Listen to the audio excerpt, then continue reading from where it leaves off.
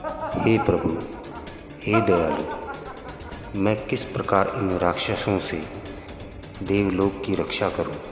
क्या करूं? हे इंद्रदेव, तीनों लोकों में धर्म की रक्षा हेतु सूर्यवंशी महाराज दशरथ की सहायता लो और शंबरासुर का वध करो। जय श्री हरि विष्णु।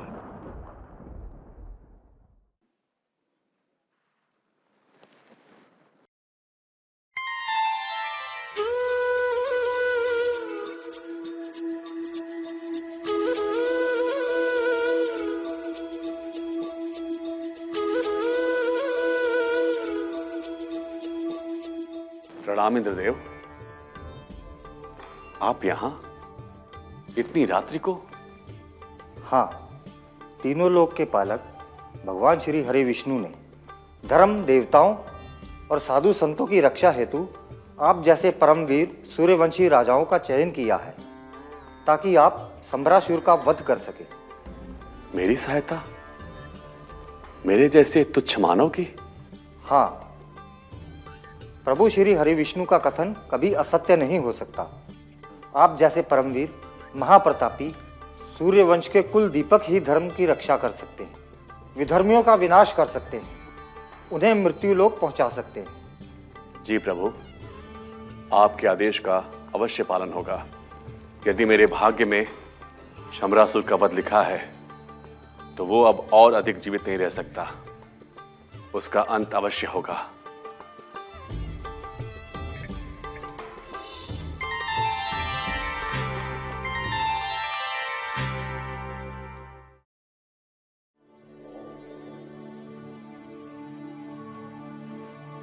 अवश्य प्रभु,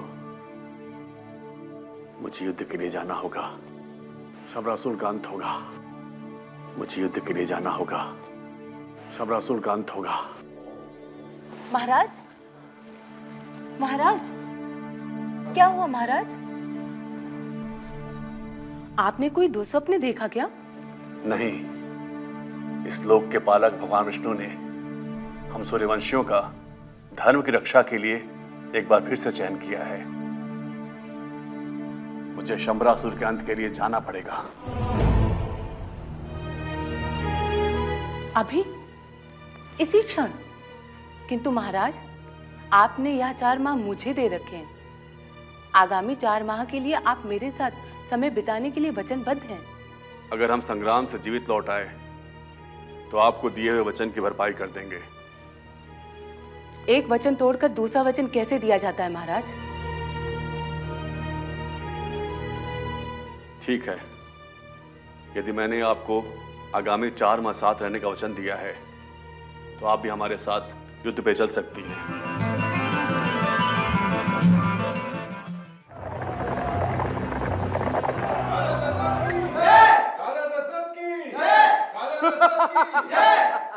शंबरासुर, आज तेरा अंत निकट है। दशरथ, हो रघुवंशी, तू क्या मारेगा मुझे? मैं तेरा अभिमत किए देता हूं। सैनिकों, जाओ और दशरथ के एक-एक सैनिकों का वध कर दो।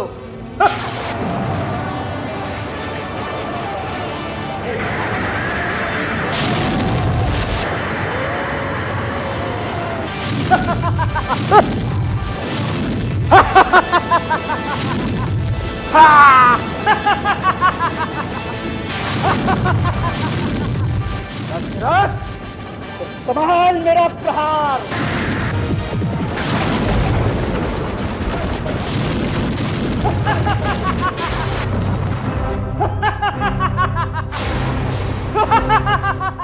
ओह, तो अभी ये माया युद्ध कर रहा है।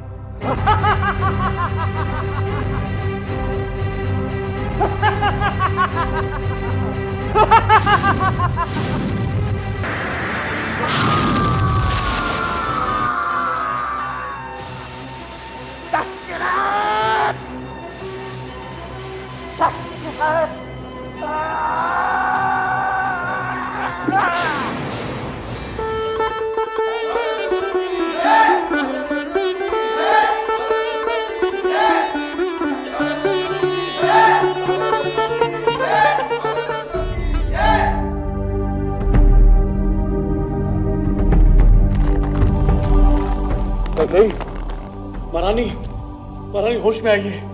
कैकेयी, कैकेयी, कैकेयी।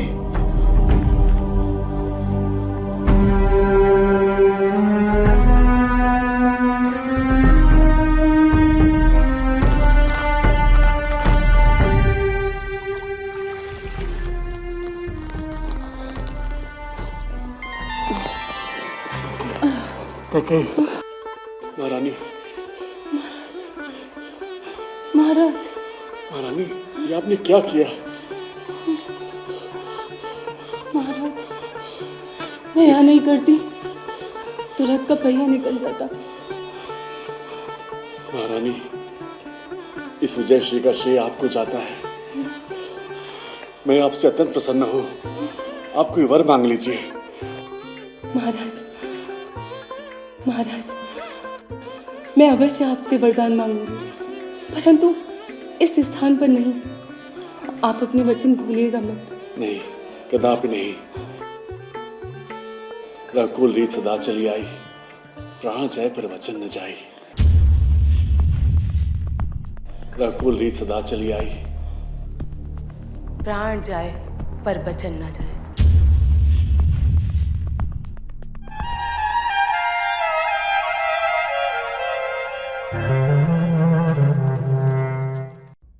कैकेयी, महारानी कैकेयी, कैकेयी, महारानी कैकेयी, कैकेयी, महारानी कैकेयी। प्रणाम महाराज। प्रणाम।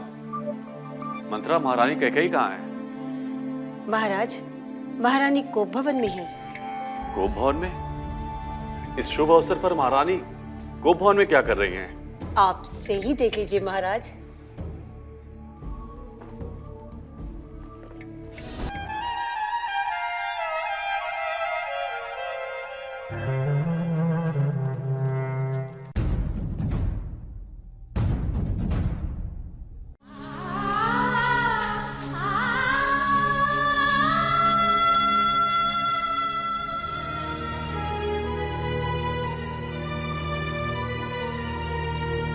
महारानी कैकेयी, आप इस कोप भवन में?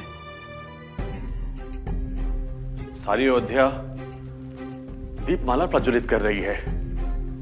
समस्त कौशल राज्य सूर्य के समान प्रकाश से नहाया हुआ है, और आप इस अंधकार में बैठी हैं।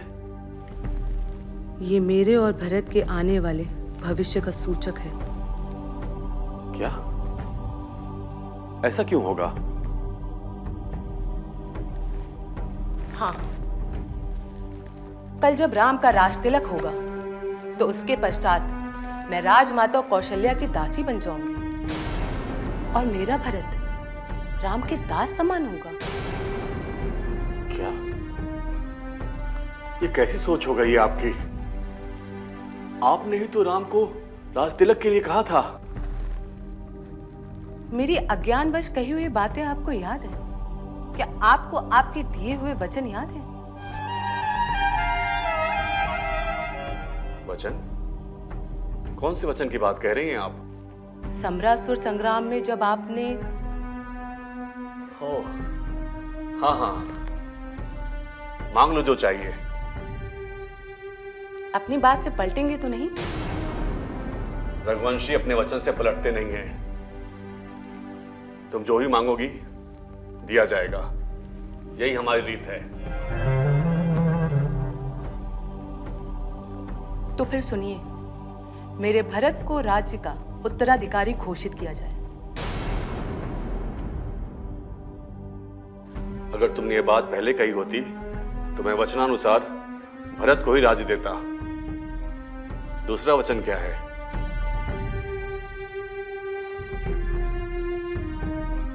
राम को 14 बरस का वनवास। नहीं, ये सत्य नहीं हो सकता।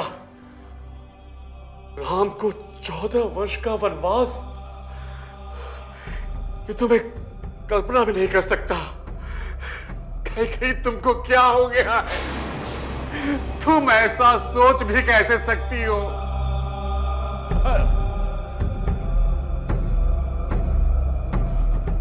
जी महाराज, राम को 14 बरस का वनवास और मेरे भरत को राज्य।